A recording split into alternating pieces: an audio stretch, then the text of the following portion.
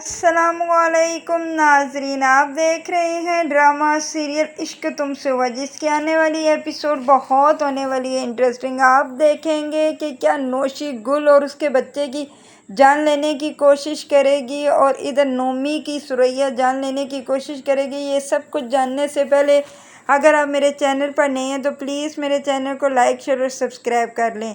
आप देखेंगे कि गुल के लिए ये नौशी ये प्लान बनाती है कि अब मैं गुल की बच्ची को बिल्कुल भी नहीं छोड़ूंगी, मैं उसके बच्चे को मार कर ही छोड़ूंगी। अगर उसका बच्चा पैदा हो गया तो मेरी इस घर में बिल्कुल भी औकात नहीं रहेगी, यानी कि इधर आने की कोई वजह ही नहीं रहेगी। इसीलिए वो ये प्लान करती है कि वो तेल लेकर गुल के कमरे के बाहर दरवाजे में फेंक देती है, कि जिसकी वजह से वो कहती है कि जब गुल कमरे में से बाहर निकलेगी तो उसका पाँव स्लिप होगा तो वो गिरेगी, जिसकी वजह से उसका बच्चा उसके पेट के अंदर ही मर जाएगा और फिर इस तरह एमर उसे तलाक दे देगा और फिर एमर मेरा हो जाएगा। बस ये इसी प्लान की वजह से वो ऐसा करती है। वो ले के आती है बोतल तो है तेल की और गुल के दरवाजे के बाहर फेंक देती है और इधर उधर देखती है कि मुझे किसी ने देखा है कि नहीं। वो फेंक के वहाँ से चली जाती है। गुल को बिल्कुल भी खबर नहीं होती कि बाहर तेल है। अगर उसे पता होता तो वो कभी भी उस पर पाँव ना रखती। इधर आप देखेंगे कि बुशरा बेगम बैठी हुई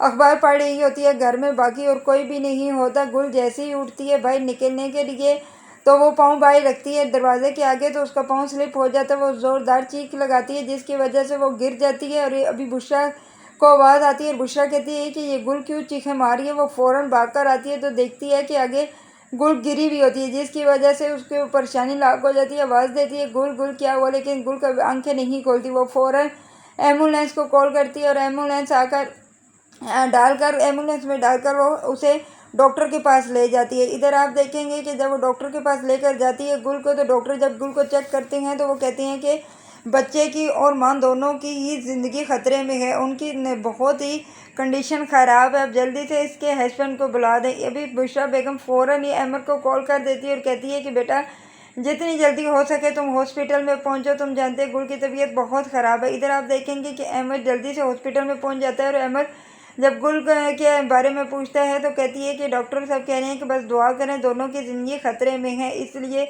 अभी डॉक्टर बाहर आती है और बुशरा बेगम कहती है कि ये क्या है डॉक्टर साहब, ये गुल का हस्बैंड है। जब वो गुल कहता है कि मेरी बीवी कैसी है और मेरा आने वाला बच्चा कैसा है, तो उस पर वो कहती है डॉक्टर आप बस दुआ करें क्योंकि हमें बहुत जल्द ऑपरेट करना पड़ेगा, नहीं तो दोनों की जान भी जा सकती है। इस पर आगे से अमर कहता है कि नहीं, अल्लाह ना करे कि मेरी बीवी और मेरे बच्चे की जान जाए। अगर मेरे बीवी बच्चे को कुछ हो गया तो डॉक्टर साहब मैं जीते जी मर जाऊँगा। आप पूरी कोशिश करें कि इन दोनों को कुछ भी ना हो। डॉक्टर कहती है कि बस अल्लाह से दुआ करें और बस उसके अलावा कुछ भी नहीं हो सकता। इधर आप देखेंगे कि अहमद जब आता है घर में गुल की कुछ चीज़ें लेने के लिए, तो वो जब कमरे में जाने लगता है तो बाहर देखता है कि तेल गिरा हुआ होता है और जब वो तेल के देखता है तो फ़ौरन माँ को कॉल करता है और कहता है कि ये तेल किसने गिराया। तो उसकी माँ कहती है कि ये शायद नौशी की ही शरारत होगी, तो देखो कमरे में ही होगी नौशी। इधर आप देखेंगे कि जब अमर के नौशी के कमरे का दरवाज़ा नॉक करवाता है और बोलता है कि नौशी बाहर निकलो, ये तुमने क्या हरकत की, अगर मेरी बीवी और मेरे बच्चे को कुछ हो गया मैं तुम्हें छोड़ूंगी नहीं। जो वो थोड़ा सा दरवाज़ा खड़काता है कि दरवाज़ा